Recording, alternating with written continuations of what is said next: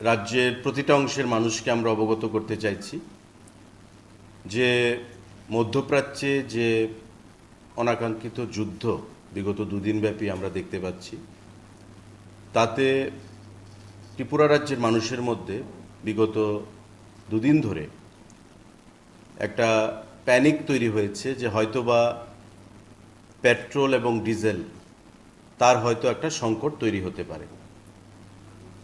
দুদিনব্যাপী আমরা দপ্তরের তরফ থেকে এই জিনিসটা উপলব্ধি করতে পারি এবং আজকে আমাদের দপ্তরের সেক্রেটারি এবং ডাইরেক্টরকে নিয়ে একটা তড়িঘড়ি রাজ্যের সমস্ত পেট্রোল পাম্প যারা ডিলাররা রয়েছেন তাদের অ্যাসোসিয়েশনকে নিয়ে, আমাদের গোলবাজারের যে মার্চেন্ট অ্যাসোসিয়েশন তাদের প্রতিনিধিদেরকে নিয়ে এবং অন্যান্য আধিকারিকদেরকে সঙ্গে নিয়ে আমরা একটা মিটিং সংগঠিত করি এবং আপনাদের মাধ্যমে রাজ্যের প্রতিটা অংশের মানুষকে আমরা অবগত করতে চাইছি, আশ্বস্ত করতে চাইছি যে রাজ্যে পেট্রোল এবং ডিজেল এবং এলপিজির আপাতত কোনো ধরনের ক্রাইসিস নেই।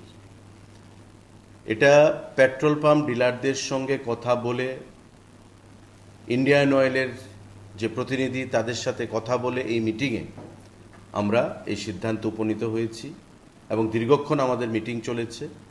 তাতে আশ্বস্ত আমাদেরকে করা হয়েছে তাদের তরফ থেকে রাজ্যে যা স্টক রয়েছে পেট্রোল, ডিজেল, এলপিজি, তা আগামী এক মাসব্যাপী কোনো ধরনের ক্রাইসিস রাজ্যে সংগঠিত হওয়ার কোনো পরিস্থিতি তৈরি হয়নি বা সেটা নেই। নর্মালি আপনারা জানেন যে যখন বর্ষার সিজন শুরু হয়, আসাম-আগরতলা রোডে যখন কোনো রেলওয়ে ট্র্যাক ডিরেলমেন্ট হয় বা পাহাড়ে ল্যান্ডস্লাইড হয়, তখন পণ্য নিয়ে বা পেট্রোল ডিজেল নিয়ে যে ট্যাঙ্কারগুলো বা সেই ট্রেন আসতে যখন অসুবিধা হয়, তখন আমাদের সেই ক্রাইসিসটা শুরু হয়। কিন্তু এখন সিজন বা এখন যা পরিবেশ রয়েছে, আবহাওয়া রয়েছে, তা সম্পূর্ণ সুন্দর আবহাওয়া। রাজ্যের মধ্যে যা মজুদ রয়েছে সেটা আমি বললাম যে আমাদের রাজ্যে যে মজুদ রয়েছে পেট্রোল, ডিজেল এবং এলপিজি, তা প্রায় এক মাসের স্টক রয়েছে। আলোচনার মাধ্যমে সেটা উঠে এসছে। সুতরাং অযথা পেট্রোল এবং যে পাম্পগুলো রয়েছে পেট্রোল এবং ডিজেলের জন্যে মানুষের মধ্যে যে একটা উৎকণ্ঠা, মোটর বাইক নিয়ে, গাড়ি নিয়ে যে একটা দীর্ঘ লাইন, লম্বা লাইন আমরা পরিলক্ষিত করছি দুদিনব্যাপী, সেই লাইন যেন আগামীকাল থেকে বা আজ থেকে এটা আপনারা অযথা সেই লাইনে দাঁড়াবেন না। কারণ এতে করে মানুষের মধ্যে উৎকণ্ঠা তৈরি হয়, মানুষের মধ্যে একটা অ্যাংজাইটি তৈরি হয়, মানুষের মধ্যে একটা প্যানিক তৈরি হয়। সোনামুড়া থেকে আমাদের খবর এসছে ডাইরেক্টরের কাছে, সেক্রেটারির কাছে, আমাদের কাছে, আমাদের বিভিন্ন পেট্রোল পাম্পগুলো থেকে খবর আসছে, সাধারণ জনগণের কাছ থেকে খবর আসছে যে একটা অযথা প্যানিক তৈরি করার চিন্তা বা একটা প্রচেষ্টা চলছে। পাশাপাশি গোলবাজারের যারা মার্চেন্ট অ্যাসোসিয়েশনের প্রতিনিধিরা তারাও এসেছিলেন আমাদের মধ্যে। জিনিসপত্র যা রয়েছে এসেন্সিয়াল কমোডিটিস, নিত্য প্রয়োজনীয় দ্রব্য যেগুলো, সেগুলো যথেষ্ট পরিমাণে রয়েছে। মধ্যপ্রাচ্যে যুদ্ধ হচ্ছে, তার জন্যে এই এলাকায় বা এই রাজ্যে যদি জিনিসপত্রের দাম বৃদ্ধি করে দেওয়া হয় কালোবাজারিদের দ্বারা, তবে দপ্তর কিন্তু তাতে সরকার কঠোর পদক্ষেপ গ্রহণ করবে।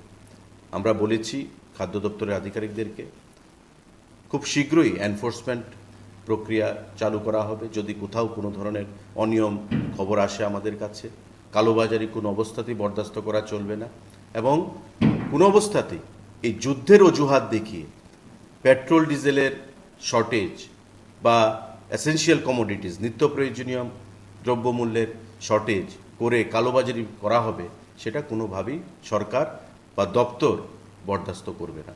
আমরা কিছুক্ষণ আগে মাননীয় সেক্রেটারি ফুড, আমাদের director food, petrol pump dealer অ্যাসোসিয়েশনের প্রতিনিধিরা, মার্চেন্ট অ্যাসোসিয়েশনের প্রতিনিধিরা, আধিকারিকদেরকে নিয়ে আমরা মিটিং সংগঠিত করেছি এবং দপ্তরের মন্ত্রী হিসাবে আমি প্রতিটি অংশের মানুষকে আশ্বস্ত করছি যে বর্তমানে যথেষ্ট পরিমাণে পেট্রোল, ডিজেল এবং এলপিজির মজুদ রয়েছে, কোথাও কোনো ধরনের শর্টেজ নেই বা দাম বাড়ারও সেখানে চান্স নেই। আপনারা সুন্দরভাবে, যাতে বিগত দিনগুলোতে যেভাবে আপনারা পেট্রোল পাম্পগুলোতে গিয়ে লাইনে দাঁড়িয়ে আপনারা তেল গ্রহণ করেছেন, সেভাবেই যাবেন প্রতিদিন। অযথা লাইনের বাইরে দাঁড়িয়ে প্যানিক যাতে তৈরি না করে আমি মানুষের কাছে সেটা আহ্বান জানাবো। ধন্যবাদ।